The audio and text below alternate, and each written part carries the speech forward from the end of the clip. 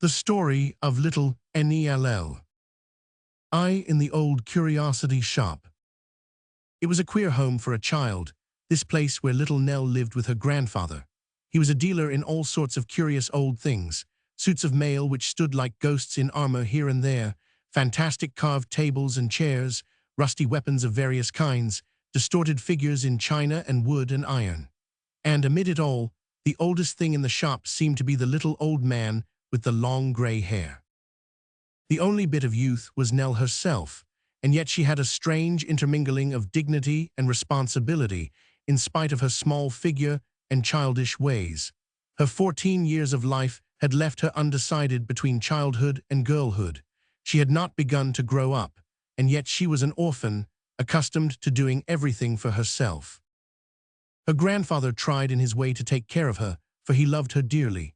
But between the tending of his shop and the mysterious journeys which he made night after night, the child was often sent upon strange errands or left alone in the old house. And at all times it was she who took care of him. But the old man did not see that this lonely life was putting lines of sorrow into her face. To him, she was still the child of yesterday, carefree and happy. She had been happy once. She had gone singing through the dim rooms and moving with gay step among their dusty treasures, making them older by her young life, and sterner and more grim by her cheerful presence. But now the chambers were cold and gloomy, and when she left her own little room to while away the tedious hours and sat in one of them, she was still and motionless as their inanimate occupants, and had no heart to startle the echoes, hoarse from their long silence, with her voice. In one of these rooms was a window looking into the street, where the child sat, many and many a long evening, and often far into the night, alone and thoughtful. None are so anxious as those who watch and wait, and at these times mournful fancies came flocking on her mind in crowds. She knew instinctively that her grandfather was hiding something from her.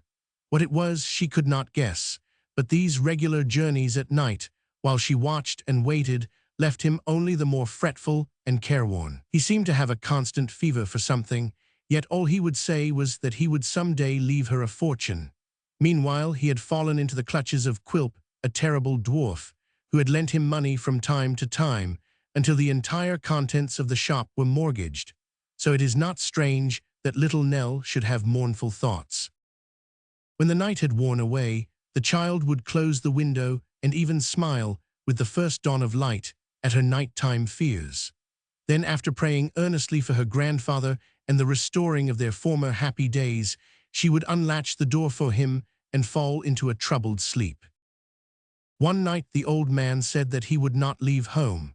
The child's face lit up at the news, but became grave again when she saw how worried he looked. "You took my note safely to Mr. Quilp, you say?" he asked fretfully. "What did he tell you, Nell?"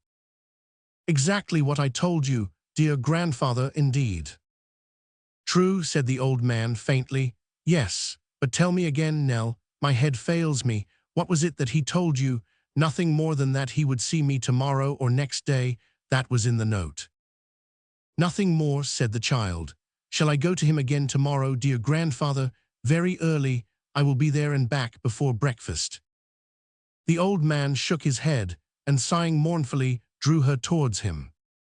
"'Twould be no use, my dear, no earthly use. But if he deserts me, Nell, at this moment, if he deserts me now, when I should, with his assistance, be recompensed for all the time and money I have lost, and all the agony of mind I have undergone, which makes me what you see, I am ruined, and worse, far worse than that, I have ruined you, for whom I ventured all, if we are beggars." "What if we are?" said the child boldly. "Let us be beggars and be happy." "Beggars and happy," said the old man. "Poor child." "Dear grandfather," cried the girl with an energy which shone in her flushed face, trembling voice, and impassioned gesture, "I am not a child in that I think, but even if I am, oh, hear me pray that we may beg or work in open roads or fields to earn a scanty living, rather than live as we do now." "Nellie," said the old man. "Yes, yes, rather than live as we do now," the child repeated more earnestly than before. "If you are sorrowful, let me know why and be sorrowful too. If you waste away and are paler and weaker every day, let me be your nurse and try to comfort you. If you are poor, let us be poor together, but let me be with you, do let me be with you. Do not let me see such change and not know why, or I shall break my heart." The child's voice was lost in sobs as she clasped her arms about the old man's neck, nor did she weep alone. These were not words for other ears, nor was it a scene for other eyes. And yet other ears and eyes were there and greedily taking in all that passed, and moreover they were the ears and eyes of no less a person than Mr. Daniel Quilp, who, having entered unseen, when the child first placed herself at the old man's side, stood looking on with his accustomed grin. Standing, however, being tiresome, and the dwarf being one of that kind of persons who usually make themselves at home, he soon cast his eyes upon a chair, into which he skipped with uncommon agility, and perching himself on the back with his feet upon the seat, was thus enabled to look on and listen with greater comfort to himself, besides gratifying at the same time that taste for doing something fantastic and monkey-like, which on all occasions had strong possession of him. Here then he sat, one leg cocked carelessly over the other, his chin resting on the palm of his hand, his head turned a little on one side, and his ugly features twisted into a complacent grimace. And in this position the old man, happening in course of time to look that way, chanced to see him. The child uttered a suppressed shriek on beholding this figure. In their first surprise both she and the old man, not knowing what to say and half doubting its reality, looked shrinkingly at it. Not at all disconcerted by this reception, Daniel Quilp preserved the same attitude, merely nodding twice or thrice with great condescension.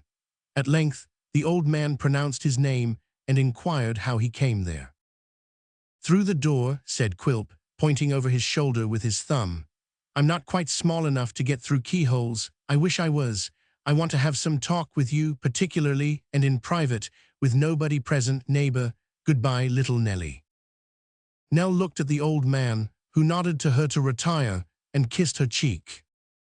The dwarf said never a word, but watched his companion as he paced restlessly up and down the room, and presently returned to his seat. Here he remained, with his head bowed upon his breast for some time, and then suddenly raising it, said, "Once and once for all, have you brought me any money?" "No," returned Quilp. "Then," said the old man, clenching his hands desperately and looking upward, "the child and I are lost." "Neighbor," said Quilp, glancing sternly at him, and beating his hand twice or thrice upon the table to attract his wandering attention, "let me be plain with you, and play a fairer game than when you held all the cards, and I saw but the backs and nothing more. You have no secret from me now." The old man looked up, trembling. "You are surprised," said Quilp. "Well, perhaps that's natural. You have no secret from me now, I say, no, not one. For now I know that all those sums of money, that all those loans, advances, and supplies that you have had from me have found their way to, shall I say the word?" "Aye," replied the old man, "say it if you will." "To the gaming table," rejoined Quilp, "your nightly haunt. This was the precious scheme to make your fortune, was it? This was the secret certain source of wealth in which I was to have sunk my money, if I had been the fool you took me for. This was your inexhaustible mine of gold, your El Dorado, eh?" "Yes," cried the old man, turning upon him with gleaming eyes, "it was, it is, it will be till I die." "That I should have been blinded," said Quilp, looking contemptuously at him, "by a mere shallow gambler." "I am no gambler," cried the old man fiercely. "I call heaven to witness that I never played for gain of mine or love of play. It was all for her, for my little Nelly.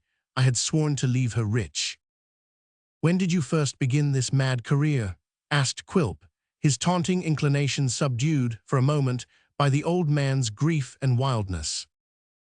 "When did I first begin?" he rejoined, passing his hand across his brow. "When was it that I first began? When should it be? But when I began to think how little I had saved, how long a time it took to save at all, how short a time I might have, at my age, to live, and how she would be left to the rough mercies of the world with barely enough to keep her from the sorrows that wait on poverty, then it was that I began to think about it." "Humph, the old story," said the dwarf. "You lost what money you had laid by first, and then came to me, while I thought you were making your fortune, as you said you were making yourself a beggar, eh, dear me? And so it comes to pass that I hold every security you could scrape together, and a bill of sale upon the stock and property. but did you never win?" "Never," groaned the old man, "never won back my loss." "I thought," sneered the dwarf, "that if a man played long enough he was sure to win at last, or, at the worst, not to come off a loser." "And so he is," cried the old man, "so he is. I have felt that from the first. I have always known it. I've seen it. I never felt it half so strongly as I feel it now. Quilp, I have dreamed 3 nights of winning the same large sum. I never could dream that dream before, though I have often tried. Do not desert me now I have this chance. I have no resource but you. Give me some help. Let me try this one last hope." The dwarf shrugged his shoulders and shook his head. "Nay, Quilp, good Quilp," gasped the old man, extending his hands in entreaty, "let me try just this once more. I tell you it is not for me, it is for her. Oh, I cannot die and leave her in poverty." "I couldn't do it, really," said Quilp, with unusual politeness, and grinning and making a low bow he passed out of the door. The dwarf was, for once, as good as his word. He not only refused to lend any more money, but he at once began to make plans for closing the shop. The old man was so broken-hearted that he fell ill of a raging fever, and for days was delirious. Little Nell, his only nurse, gradually learned the truth about her grandfather's evening pursuit, the gaming table, and it added all the more to her sorrow. At last, when he was well enough to go about again, the impatient dwarf would not be put off any longer in regard to the sale. An early day was fixed for it, and the old dealer no longer offered any objections. Instead, he sat quietly, dully in his chair, looking at a tiny patch of green through his window. To one who had been tossing on a restless bed so long, even these few green leaves and this tranquil light, although it languished among chimneys and housetops, were pleasant things. They suggested quiet places afar off, and rest and peace. The child thought more than once that he was moved and had forborne to speak, but now he shed tears, tears that it lightened her aching heart to see, and making as though he would fall upon his knees, he besought her to forgive him. "Forgive you what?" said Nell, interposing to prevent his purpose. "Oh, grandfather, what should I forgive?" "All that is past, all that has come upon you, Nell," returned the old man. "Do not talk so," said the child. "Pray do not. Let us speak of something else." "Yes, yes, we will," he rejoined. "And it shall be of what we talked of long ago, many months is it, or weeks, or days? Which is it, Nell?" "I do not understand you," said the child. "You said, 'Let us be beggars and happy in the open fields,'" he answered. "Oh, let us go away anywhere." "Yes, let us go," said Nell earnestly. "There will we find happiness and peace." And so it was arranged.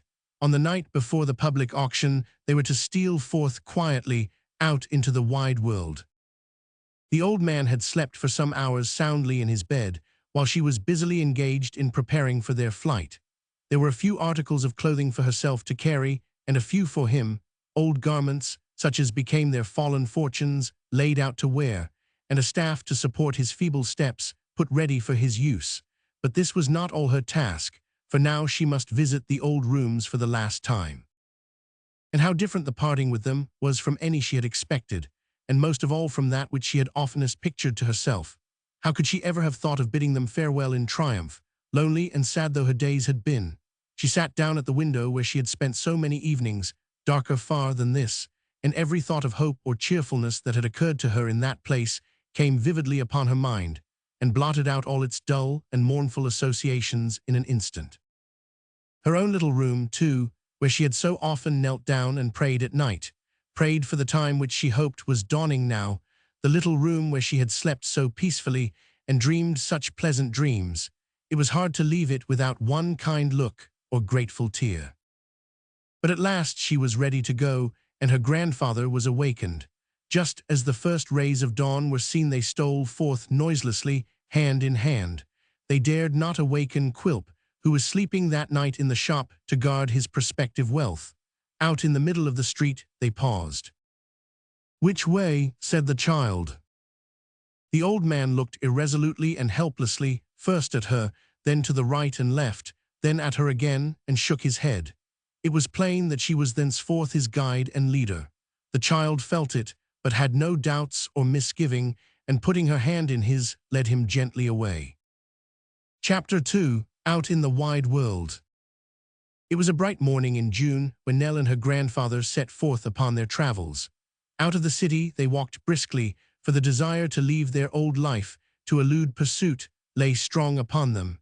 Nell had provided a simple lunch for that day's needs, and at night they stopped footsore and weary at a hospitable farmhouse. Late in the next day they chanced to pass a country church. Among the tombstones, at one side, they saw two men who were seated upon the grass, so busily at work as not to notice the newcomers. It was not difficult to guess that they were of a class of traveling showmen who went from town to town showing Punch and his antics, for perched upon a tombstone was a figure of that hero himself, his nose and chin as hooked, and his face as beaming as usual. Scattered upon the ground were the other members of the play, in various stages of repair, while the two showmen were engaged with glue, hammer, and tacks, in putting their proper parts more strongly together. The showmen raised their eyes when the old man and his young companion were close upon them, and pausing in their work, returned their looks of curiosity. One of them, the actual exhibitor, no doubt, was a little merry-faced man with a twinkling eye and a red nose, who seemed to have unconsciously imbibed something of his hero's character. The other, that was he who took the money, had rather a careful and cautious look, which was perhaps inseparable from his occupation also. The merry man was the first to greet the strangers with a nod, and following the old man's eyes, he observed that perhaps that was the first time he had ever seen a Punch off the stage. "Why do you come here to do this?" asked the old man after answering their greeting. "Why, you see," rejoined the little man, "we're putting up for tonight at the public house yonder, and it wouldn't do to let 'em see the present company undergoing repair." "No," cried the old man, making signs to Nell to listen. "Why not, eh? Why not?" "Because it would destroy all the delusion and take away all the interest, wouldn't it?" replied the little man. "Would you care a halfpenny for the Lord Chancellor if you knowed him in private and without his wig? Certainly not." "Good," said the old man, venturing to touch one of the puppets and drawing away his hand with a shrill laugh. "Are you going to show 'em tonight, are you?" "That is the intention, Governor," replied the other. "Look here," he continued, turning to his partner, "here's all this Judy's clothes falling to pieces again. Much good you do at sewing things." Seeing that they were at a loss, the child said timidly, "I have a needle, sir, in my basket, and thread too. Will you let me try to mend it for you? I think I can do it neater than you could." The showman had nothing to urge against a proposal so seasonable. Nellie, kneeling down beside the box, was soon busily engaged in her task, and accomplishing it to a miracle. While she was thus engaged, the merry little man looked at her with an interest which did not appear to be diminished when he glanced at her helpless companion. When she had finished her work, he thanked her and inquired whither they were traveling. "No farther tonight, I think," said the child, looking towards her grandfather. "If you're wanting a place to stop at," the man remarked, "I should advise you to take up at the same house with us. That's it, the long, low, white house there. It's very cheap. Come along." The tavern was kept by a fat old landlord and landlady who made no objection to receiving their new guests, but praised Nellie's beauty and were at once prepossessed in her behalf. There was no other company in the kitchen but the two showmen, and the child felt very thankful that they had fallen upon such good quarters. The landlady was very much astonished to learn that they had come all the way from London, and appeared to have no little curiosity touching their farther destination. But Nell could give her no very clear replies. That evening the wayfarers enjoyed the Punch show, though poor Nell was so tired that she went to sleep early in the performance. The next morning she met the showman at breakfast. "And where are you going today?" asked the little man with the red nose. "Indeed, I hardly know. We have not decided," replied the child. "We're going to the races," said the little man. "If that's your way and you'd like to have us for company, let us travel together." "We'll go with you, and gladly," interposed Nell's grandfather eagerly, for he had been as pleased as a child with the performance of Punch. Nell was a trifle alarmed over the prospect of a crowded race course, but this seemed their best chance to press forward, so she accepted the invitation thankfully. For several days they traveled together, and despite the wearisome way, the child found much novelty and interest in the wandering life. But presently she became uneasy in the changed attitude of the two showmen. From being ordinarily kind, they now seemed to watch Nell and her grandfather so closely as not to suffer them out of their sight. The showmen had, in fact, got it into their heads that the two wayfarers were not common people, but runaways for whom a reward must even now be posted in London. And so they resolved to deliver them over to the proper authorities at the first opportunity and claim the reward. Now, although Nell and her grandfather had a perfect right to go where they pleased, and there was no reward offered, they were at all times fearful of being pursued by that terrible Quilp. So Nell determined to flee from these two watchful men at the earliest moment. The chance of escape offered during one of the busy days at the racecourse. While the two men were busy showing off Punch to the delighted crowd, she took her grandfather by the hand and hurriedly slipped away. At first they pressed forward regardless of whither their steps led them, and from time to time casting fearful glances behind them to see if they were being pursued. But as they drew farther away, they gained more confidence. Weariness also forced them to slacken their pace. When they had come into the middle of a little woodland, they rested a short time, then encountered a path which led to the opposite side. Taking their way along it for a short distance, they came to a lane, so shaded by the trees on either hand that they met together overhead and arched the narrow way. A broken finger-post announced that this led to a village 3 miles off, and thither they resolved to bend their steps. The miles appeared so long that they sometimes thought they must have missed their road. But at last, to their great joy, it led downward in a steep descent, with overhanging banks over which the footpaths led, and the clustered houses of the village peeped from the woody hollow below. It was a very small place. The men and boys were playing at cricket on the green, and as the other folks were looking on, they wandered up and down, uncertain where to seek a humble lodging. There was but one man in the little garden before his cottage, and him they were timid of approaching, for he was the schoolmaster, and had school written up over his window in black letters on a white board. He was a pale, simple-looking man, and sat among his flowers and beehives, smoking his pipe in the little porch before his door. "Speak to him, dear," the old man whispered. "I am almost afraid to disturb him," said the child timidly. "He does not seem to see us. Perhaps if we wait a little, he may look this way." But as nobody else appeared, and it would soon be dark, Nell at length ventured to draw near, leading her grandfather by the hand. The slight noise they made in raising the latch of the wicket gate caught his attention. He looked at them kindly, but seemed disappointed too, and slightly shook his head. Nell dropped a courtesy and told him they were poor travelers who sought a shelter for the night which they would gladly pay for, so far as their means allowed. The schoolmaster looked earnestly at her as she spoke, laid aside his pipe, and rose up directly. "If you could direct us anywhere, sir," said the child, "we should take it very kindly." "You have been walking a long way," said the schoolmaster. "A long way, sir," the child replied. "You're a young traveler, my child," he said, laying his hand gently on her head. "Your grandchild friend." "Aye, sir," cried the old man, "and the stay and comfort of my life." "Come in," said the schoolmaster. Nell and her grandfather. Nell and her grandfather. Without farther preface, he conducted them into his little schoolroom, which was parlor and kitchen likewise, and told them they were welcome to remain under his roof till morning. Before they had done thanking him, he spread a coarse white cloth upon the table, with knives and platters, and bringing out some bread and cold meat, besought them to eat. They did so gladly, and the schoolmaster showed them, soon after, to some plain but neat sleeping chambers up close under the thatched roof.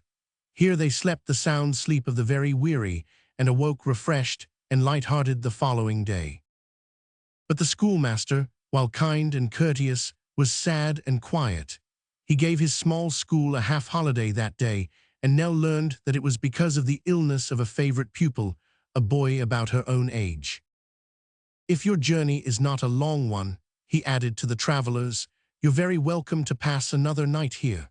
I should really be glad if you would do so, as I am very lonely today." They accepted and thanked him with grateful hearts. Nell busied herself tidying up the rooms and trying in many little ways to add to the master's comfort.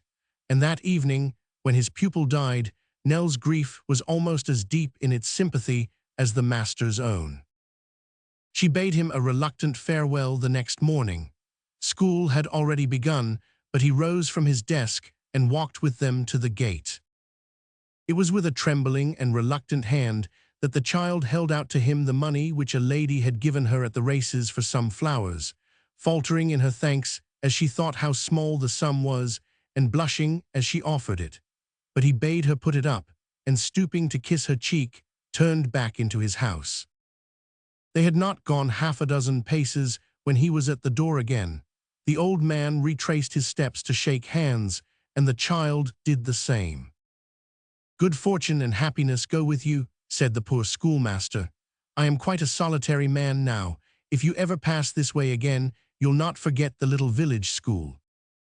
"We shall never forget it, sir," rejoined Nell, "nor ever forget to be grateful to you for your kindness to us." "I have heard such words from the lips of children very often," said the schoolmaster, shaking his head and smiling thoughtfully, "but they were soon forgotten. I had attached one young friend to me, the better friend for being young, but that's over, God bless you." They bade him farewell very many times and turned away, walking slowly and often looking back, until they could see him no more. At length, they had left the village far behind, and even lost sight of the smoke among the trees. They trudged onward now at a quicker pace, resolving to keep the main road and go wherever it might lead them.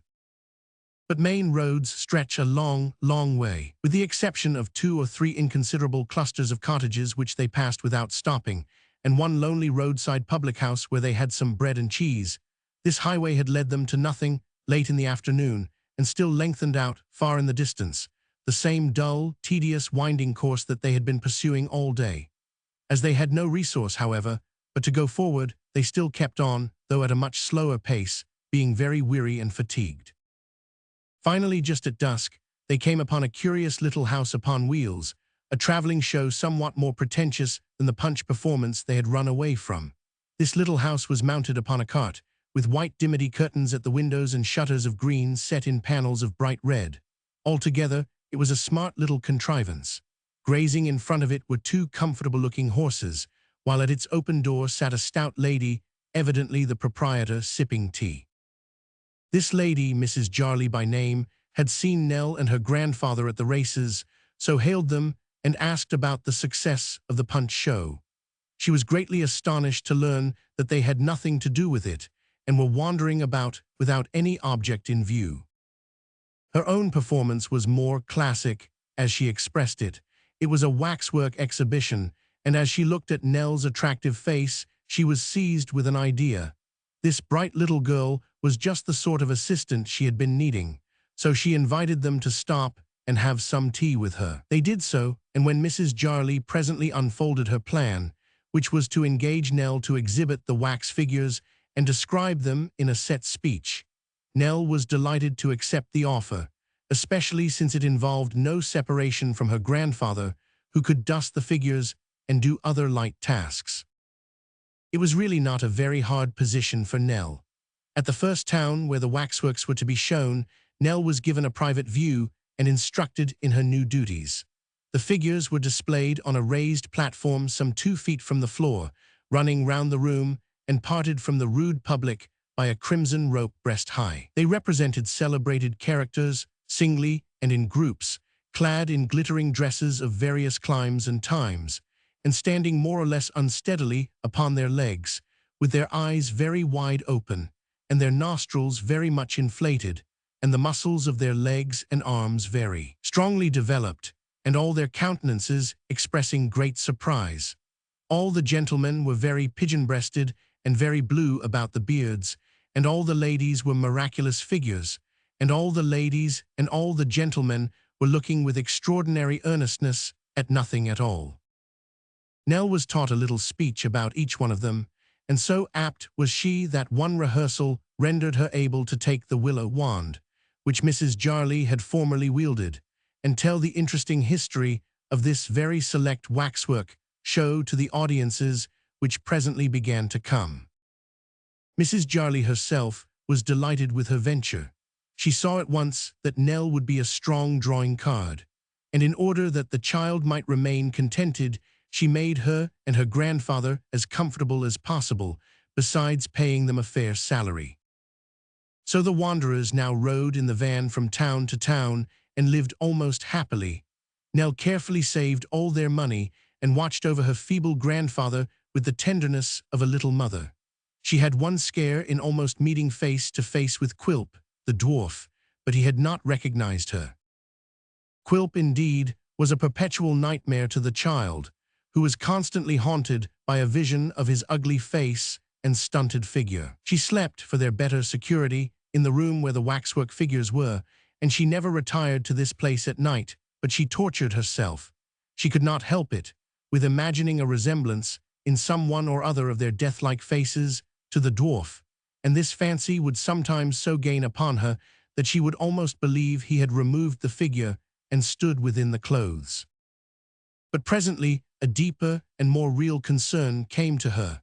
Her grandfather had never alluded to their former life, nor to his passion for gambling. He did not see the card tables out in the country, and that was the reason why she had been so eager to wander, even without a roof over their heads.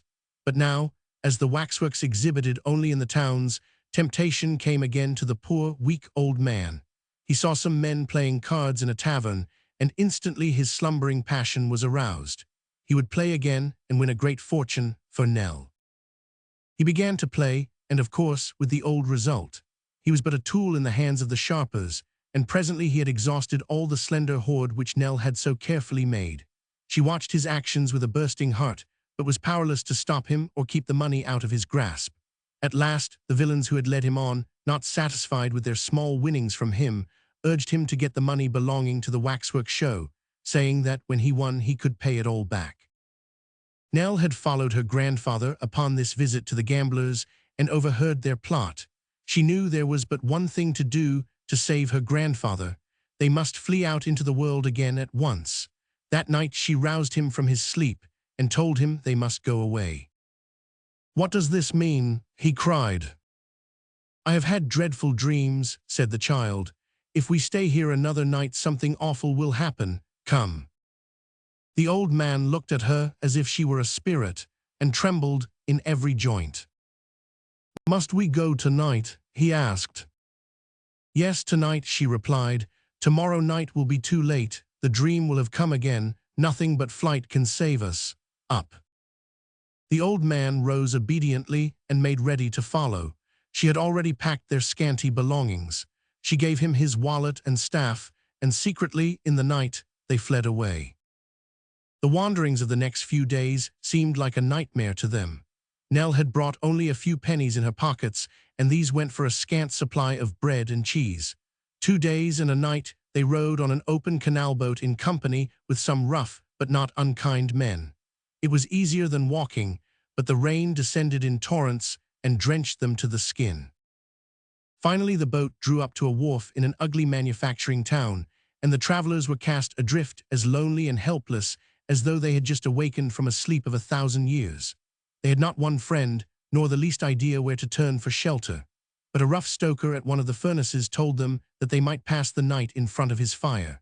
It was nothing but a bed of ashes, yet they were warm, and the heat dried out the poor travelers' drenched garments. The child felt stiff and weak in every joint the next morning, but the furnace tender told them that it was 2 days' journey to the open country and sweet, pure fields, and she felt that they must press forward at any cost. So they started forth, slowly and wearily, for their journey and privations had almost exhausted them, but still with brave hearts. Through long rows of red brick houses that looked exactly alike, they wended their way, asking for bread to eat only when obliged to, and meeting little else but scowls from the dirty factory workers. Finally, to their great joy, the open country began again to appear, and with fresh courage in their hearts, they continued to press on. They were dragging themselves along through the last street, and the child felt that the time was close at hand when her enfeebled powers would bear no more. When there appeared before them, going in the same direction as themselves, a traveler on foot, who, with a portmanteau strapped to his back, leaned upon a stout stick as he walked, and read from a book which he held in his other hand. It was not an easy matter to come up with him and beseech his aid, for he walked fast, and was a little distance in advance. At length he stopped to look more attentively at some passage in his book. Animated with a ray of hope, the child shot on before her grandfather, and going close to the stranger without rousing him by the sound of her footsteps, began, in a few faint words, to implore his help. He turned his head. The child clapped her hands together, uttered a wild shriek, and fell senseless at his feet. Chapter 3. At the end of the journey. It was the poor schoolmaster, scarcely less moved and surprised by the sight of the child than she had been on recognizing him. He stood, for a moment, without even the presence of mind to raise her from the ground. But quickly recovering his self-possession, he threw down his stick and book, and dropping on one knee beside her, endeavored by such simple means as occurred to him to restore her to herself, while her grandfather, standing idly by, wrung his hands and implored her with many endearing expressions to speak to him, were it only a word. "She is quite exhausted," said the schoolmaster, glancing upward into his face. "You have taxed her powers too far, friend." "She is perishing of want," rejoined the old man. "I never thought how weak and ill she was till now." Casting a look upon him, half reproachful and half compassionate, the schoolmaster took the child in his arms, and, bidding the old man gather up her little basket and follow him directly, bore her away at his utmost speed. There was a small inn within sight, to which, it would seem, he had been directing his steps when so unexpectedly overtaken. Towards this place he hurried with his unconscious burden, and rushing into the kitchen deposited it on a chair before the fire. A doctor was hastily called in, and restoratives were applied, after which Nell was given what she most needed, some warm broth and toast, and was put to bed. The schoolmaster asked anxiously after her health the next morning, and was greatly relieved to find that she was much better, though still so weak that it would require a day's careful nursing before she could proceed upon her journey. That evening he was allowed to see her, and was greatly touched by the sight of her pale, pinched face, but she held out both hands to him. "It makes me unhappy even in the midst of all this kindness," said the child, "to think that we should be a burden upon you. How can I ever thank you? If I had not met you so far from home, I must have died, and poor grandfather would have no one to take care of him." "We'll not talk about dying," said the schoolmaster, "and as to burdens, I have made my fortune since you slept at my cottage." "Indeed," cried the child joyfully. "Oh yes," returned her friend. "I have been appointed clerk and schoolmaster to a village a long way from here, and a long way from the old one, as you may suppose, at £35 a year. £35. About $175. "I am very glad," said the child, "so very, very glad." "I am on my way there now," resumed the schoolmaster. "They allowed me the stagecoach hire, outside stagecoach hire all the way. Bless you, they grudge me nothing, but as the time at which I am expected there left me ample leisure, I determined to walk instead. How glad I am to think I did so." "How glad should we be?" "Yes, yes," said the schoolmaster, moving restlessly in his chair. "Certainly, that's very true. But you, where are you going? Where are you coming from? What have you been doing since you left me? What had you been doing before? Now tell me, do tell me. I know very little of the world, and perhaps you are better fitted to advise me in its affairs than I am qualified to give advice to you, but I am very sincere, and I have a reason, you have not forgotten it, for loving you. I have felt since that time as if my love for him who died had been transferred to you." Nell was moved in her turn by this allusion to the favorite pupil who had died, and by the plain, frank kindness of the good schoolmaster. She told him all, that they had no friend or relative, that she had fled with the old man to save him from all the miseries he dreaded, that she was flying now to save him from himself, and that she sought an asylum in some quiet place, where the temptation before which he fell would never enter, and her late sorrows and distresses could have no place. The schoolmaster heard her with astonishment. This child, he thought, she is one of the heroines and saints of earth. Then he told her of a great idea which had occurred to him. They were all three to travel together to the village where his new school was located, and he made no doubt he could find them some simple and congenial employment. The child joyfully accepted this, and the journey was made very comfortably in a stage which went that way. Stowed among the softer bundles and packages, she thought this to be a drowsy, luxurious way of going, indeed. At last they came upon a quiet, restful-looking hamlet clustered in a valley among some stately trees. "See, here's the church," cried the delighted schoolmaster in a low voice, "and that old building close beside it is the schoolhouse. I'll be sworn, £35 a year in this beautiful place." They admired everything, the old grey porch, the green churchyard, the ancient tower, the very weathercock, the brown thatched roofs of cottage, barn, and homestead peeping from among the trees, the stream that rippled by the distant watermill, the blue Welsh mountains far away.